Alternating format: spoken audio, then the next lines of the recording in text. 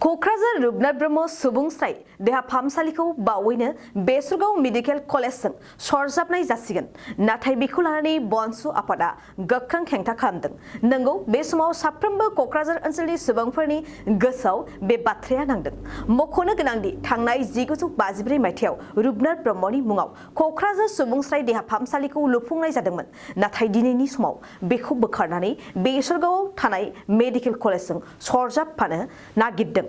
बेखौ लानानैनो क'क्राझार सहरनि गान्धी उन्दैसा पार्कआव BoNSU लोगोसे क'क्राझार सहरनि फार्मासिस्ट जथायै हेंथा होना खुद्रिखांदों। जोङो दिनै क'क्राझारनि बे चिल्ड्रेन पार्कआव जोङो बयबो बर' जाथि हिसाबै आरो गुबुन गुबुन हारिनिबो जोंनि क'क्राझार सिभिल हस्पिटालाव मावग्राफोर आरो फार्मासिस्टफोर जोंजों BoNSUजों बड' नेशनेल स्टुडेन्टस इउनियनजों लोगो जानानै दिनै बेयाव जोङो दसे समनि जोङो धरना डेमनस्ट्रेशन जोङो बेवहाय खालामफैदों। बे डेमनस्ट्रेशन खालामनायनि मेन उद्देश्यआनो जाहैबाय जे जोंनि पुराना हस्पिटाल सिभिल हस्पिटाल जे इन्डिपेन्डेन्सनि उनाव फार्स्ट सिभिल हस्पिटाल जेनि नामखौ जोंनि रुपनाथ ब्रह्म फार्स्ट बर'निफ्राय मिनिस्टार जानाय बिनि नामाव दोननाय सिभिल हस्पिटालखौ जे दिनै क'क्राझारनि मेडिकेल कलेजाव शिफ्ट खालामनो नागिरदों। बिनि इकुइपमेन्ट्स बिनि स्टाफ्सफोरखौ लांनानै बेवहाय दोनहैनो नागिरदों। जोंना सोंथिया बेनो जे मानो मोनसे एक्सट्रा बाजेट गोदान बाजेट थाखानानै निउ मेडिकेल कलेज क'क्राझारनि बेवहाय गोदान बाजेट थाखानानैबो मानो थाखाय बे पुराना सिभिल हस्पिटाल जेराव मेजरिटि सेक्सन अफ द ससाइटि जायहा गैयै थाखोनि ससाइटियाव जायहा गैया बिसोरो बेयाव ट्रिटमेन्ट खालामनो फैयो साबसिडाइज रेटआव। दिनै जोङो मेडिकेल कलेजाव थाङोब्ला एक्सरे मोनसे खालामनो थाखाय जोङो बिराद गोबां रां होनानै जों खालामनांगौ जायो। खिन्थु जोंनि क'क्राझार आनन्द हस्पिटालाव जोङो बिना मुल्य बिना फैसानिनो जोङो एक्सरे बा माबाफोर ब्लाड टेस्ट खालामनांगौबा जों खालामनो हायो साबसिडाइज रेटआव। दिनै दा सरकारा जोंनि बे बायदि सुबिदाखौ होनो हाया नामा?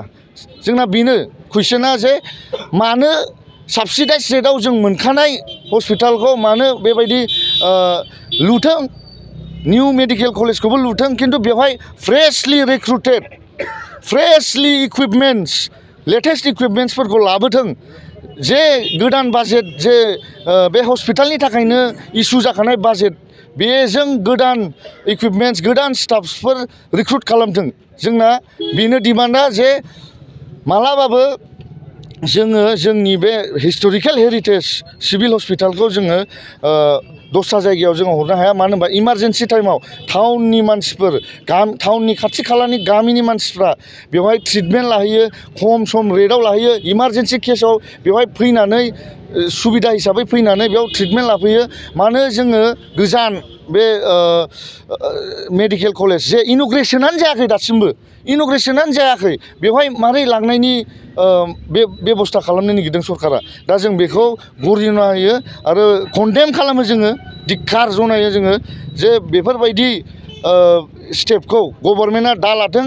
जे हस्पिटाला जेराव दङ सिभिल हस्पिटाला जेराव दङ बेयावनो थाथों आरो जे गोदान लुफुंजानो नागिरदों जे इन'ग्रेसनानो जायाखै दाबो बेखौ मोजाङै मोजां लुनानै जाहाथे जोंनि इयुनफ्राबो जोंनि इयुथ्सफ्रा आनएमप्लयड इयुथ्सफ्रा बेवहाय साख्रि मोनहैथों जब फेसिलिटिस मोनहैथों। नट अनलि बर' एक्रस माने कास्ट क्रिड सोरबाफोर बाङालि दङबाबो सोरबाफोर एसमिस दङबाबो बेवहाय साख्रि मोनहैथों बर'फ्राबो साख्रि मोनहैथों बेवहाय जों बेखौनो लुगैयो। गोदान फ्रेशलि रिक्रुटेड आरो फ्रेश इकुइपमेन्ट्स लाबोथों।